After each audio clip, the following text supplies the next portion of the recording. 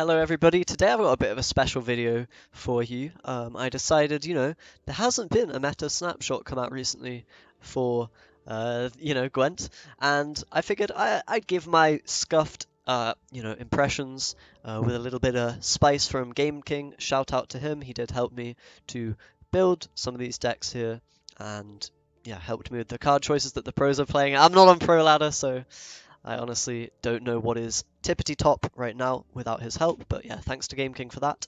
And yeah, I'm just gonna go over pretty much what I think, what he thinks as well are the top 5 tier 1 decks at the moment. Some of them may not be quite as strong as others. That's going to happen, but these are kind of the most playable decks that people are playing on Pro Ladder right now for each of the 4 factions that they're trying to rank up. Typically. Now, of course, some people are going to be playing some maybe tier 2 stuff and other spicy creations, maybe not going to be playing the exact list that I'm going to, present as a sort of showcase of the deck type. But this is just, a little bit of a scuffed snapshot, okay? Only tier 1 decks included, or, tier 1 with maybe some high tier 2 decks, but the best in their faction, should we say. So, let's get right into it. So firstly, we've got Woodland Spirit, big Woodland. I'm sure you guys have seen variants of this deck already. I've done multiple videos on it, and it is a very popular Woodland deck. There are people playing Eredin, it's worth noting, but big Woodland is a favourite as well, and in a lot of people's opinions, the strongest way to play monsters at the moment. So this is the version that I've got here to show you today. The versions differ a lot. Some people are playing more Neckers, less Neckers. They may be playing Forktails and Ancient Foglets. They may be playing more Ghouls or less Ghouls. This version only has 1, for example. But pretty much straightforward deck. You guys should know what it does at this point. Slams big units for big tempo. Thrive units as well for the long round value. And Ghoul, Osrel as your finishers alongside those really chunky guys that will always be able to win a round in conjunction with Woodland Spirit, the leader ability. So really solid monster deck. Of course, Eredin is another option. Lots of different versions of that going around, although, this is probably the more consistent version of monsters if you're not too worried about getting, hard bled by your opponent that knows they need to push Eredin in round 2, for example. So, pretty strong deck overall, and yeah, let's jump into the next one. Next up, we've got Control Crack. Now, this is depending on who you ask, the best, if not the second best sort of Skellige deck. This version exactly might not be quite right, but this should be close enough to what a lot of people are running in, Control Crack with Wild Boar. Very strong deck with the amount of provisions that Crack now has, fighting for those long rounds really well, and even better than Herald does. I will show the Herald deck because probably Skellige is the strongest faction at the moment. I think it's safe to say they have 2 very, very strong decks in this and the Herald. This one's probably better for longer rounds than Herald, better in shorter rounds. But yeah, the idea is, of course, Spears, Crack, and Crate. Some versions don't run Spears and they're relying on other ways to find Bloodthirst or enable Wild Boar of the Sea. But this one has Spears, it has, some Savage Bears, whatnot. The usual Skellige stuff, some thinning, some all that good stuff. Get out Professional, Blue Dream, Unicorn, Caranex. Okay, you guys can see it on the screen. Very good long round deck, and yeah, depending on who you ask, will be, in their opinion, the best or second best SK deck. Okay, what's up next? So we have Shoop Nilfgaard. Now, some people are playing more round Shoop. I don't have a list for that, but Emir Shoop is definitely one of the top decks at the moment. For Nilfgaard, probably the best or most popular Nilfgaard deck that you could be, going with. Of course, Shoop and then replaying it with Emir is kind of the backbone of the deck. And, you're playing a lot of the good value bronzes.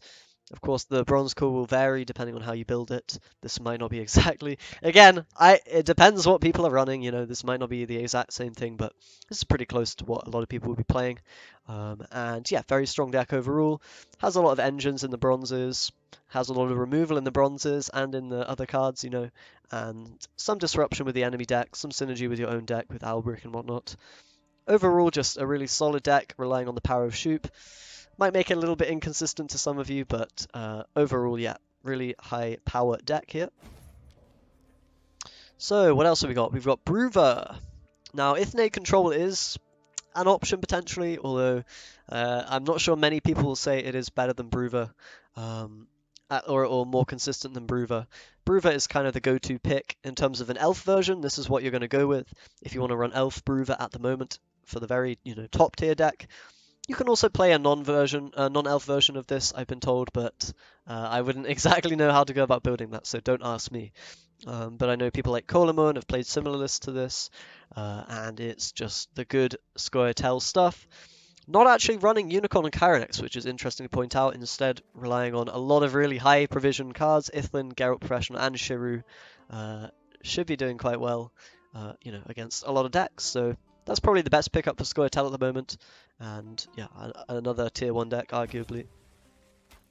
And finally, the 5th deck, good old Herald the Cripple.